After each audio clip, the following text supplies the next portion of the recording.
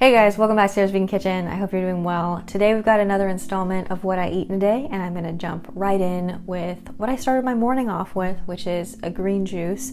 I have been getting a lot of use out of my juicer at long last. I bought it kind of impulsively a few years back. I'm a bit of a hoarder when it comes to kitchen appliances, but I'm finally getting good use out of it. It's been a little bit warmer here in San Diego. It's the middle of January, and I think the other day it was like over 80 degrees. I'm not sure if it's going to stay like that, but I have been kind of switching out my hot morning coffee with green juice on some days. It's kind of time consuming and can be quite expensive to juice every single day, so I don't. But I kind of just mix it up every single time. I quite often will add a few kale leaves in there. If I have some celery, I'll add a few stalks of that. I like using cucumbers because they're so juicy. It really bulks the juice up and it makes it a little less bitter from the greens. And then to sweeten it up, I'll typically add 2 apples, and I always split this with Eric, so it's for 2 people. For breakfast, I toasted a slice of my homemade sourdough bread and topped it with mashed avocado and scallions. On the side, I sliced up a super ripe tomato and sprinkled it with salt and pepper and gave it a little drizzle of olive oil. And I also made myself a little sprout salad, and I actually sprouted these myself. I used the salad mix from True Leaf Market. I'll have that link down below if you're curious. But I've been really enjoying sprouting things lately, so you'll see more of that in videos to come. I want to take a quick moment to shout out the sponsor of today's video. I'm working with Ritual. They make a really high quality multivitamin. They have different formulas, one for women, one for men, 50 plus. They've got a prenatal and postnatal, as well as a teen vitamin, and they're all vegan friendly, sugar free, non-GMO, gluten free, and allergen free.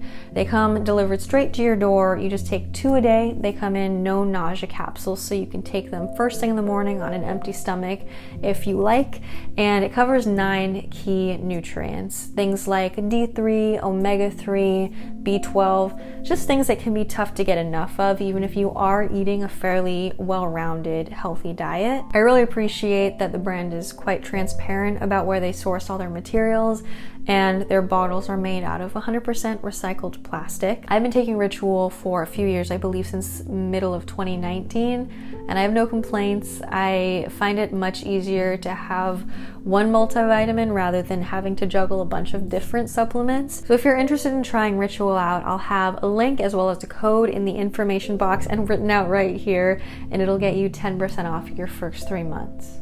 Sometimes a lot of lemon if I have one hanging around, or some oranges, basically anything I have that I kind of want to use up.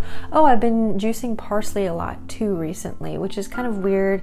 I don't really like parsley in cooking, except for, sometimes as a garnish I'll add a little bit of parsley, or I really like falafel. But other than that, I'm not the biggest fan, but for some reason in juice, I find it very tasty. So moving along, for lunch, I ended up having kind of like a salad / burrito bowl.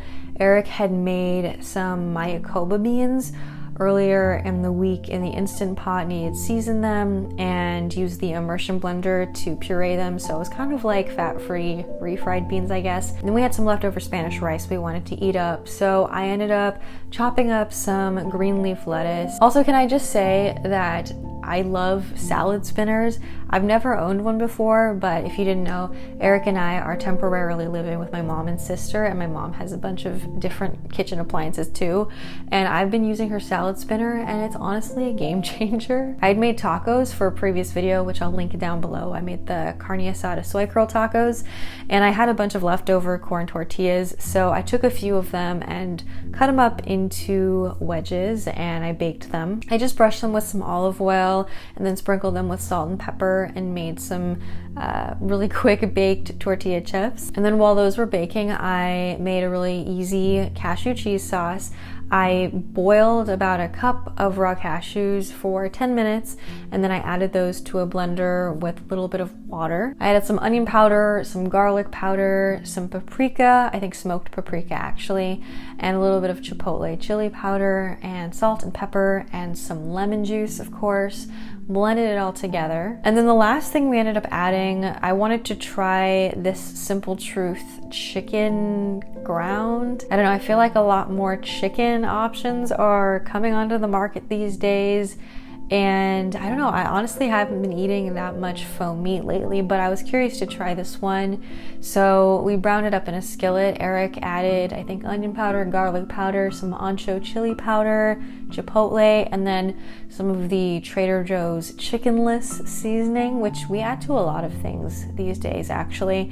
I think he may have added some of the Trader Joe's umami seasoning as well. A little bit of water, and yeah, basically vegan chicken taco crumbles. So I added some lettuce to a bowl along with our leftover beans, our leftover rice, some of the taco crumbles, some of the chips, garnished it with some chopped cilantro and some diced red onion, and then I drizzled it with the cashew cheese sauce. And that was lunch. For dinner, we made some crispy baked tofu with a gochujang sauce. I'll have it written down below if you want to try it out. It's been one of our favorite meals lately. We made it twice in 1 week, actually. For this, I will cube my tofu. I'll wrap it in a clean kitchen towel and let it sit for like 30 minutes to absorb some of the excess moisture. Throw it into a bowl and drizzle it with olive oil and toss it really well to coat. And then I'll sprinkle on some cornstarch and again toss really thoroughly. You can add any seasonings you want to as well. Sometimes I'll do onion and garlic powder and a little bit of paprika, some black pepper. This time I just left it pretty plain. I just added some salt and pepper, I believe. And then you're gonna spread it out on a lined baking tray. And you're gonna bake it between 30 and 40 minutes. Just keep an eye on it. I don't find that I have to flip it ever. It gets nice and crispy in the oven, and it's way easier and requires less oil than frying it on the stove. So while that was baking, we threw together our gochujang sauce, and for that you need some gochujang, some soy sauce, some brown sugar, a few tablespoons of mirin, some rice vinegar, a nice generous amount of minced garlic. Whisk that all together and bring it to a gentle simmer on the stove. I typically cook it for about 5 minutes, just until it thickens slightly and the raw bite from the garlic cooks off. And then when the tofu is ready, I typically like to add it to a bowl and drizzle it with some of the sauce and toss it to coat. And we just serve that with some steamed white rice and some broccoli, as well as some vegan kimchi. I typically like to make my own kimchi, but I waited a little bit too long before I started my next batch, so I ended up buying some from the store. I got this brand from Target, and I really recommend it. I posted about it on Instagram, and a bunch of you also said that you really like this brand too. The last thing I'm going to show you is a dessert that I made. It's from the Ambitious Kitchen blog, and I'll link the recipe down below. It's for the salted tahini caramel millionaire bars. Or are they billionaire bars? I'm not sure. Anyway, there's 3 layers. There's an almond shortbread crust, a tahini caramel, and then a chocolate topping. For the shortbread, you combine some almond flour, maple syrup, with some coconut oil, and a little bit of salt. Mix it together until it's nice and crumbly, and then you press it into a parchment-lined baking dish, and then you bake that for about 10 minutes. And in the meantime, you can combine your tahini caramel ingredients on the stove. So that's just some plain unsalted tahini,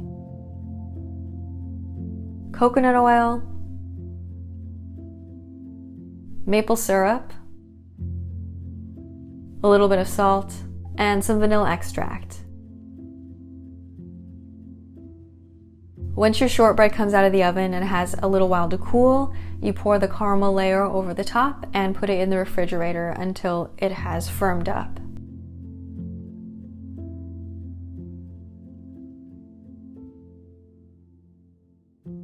And to top it all off, you just take some vegan-friendly chocolate chips and melt them along with some coconut oil.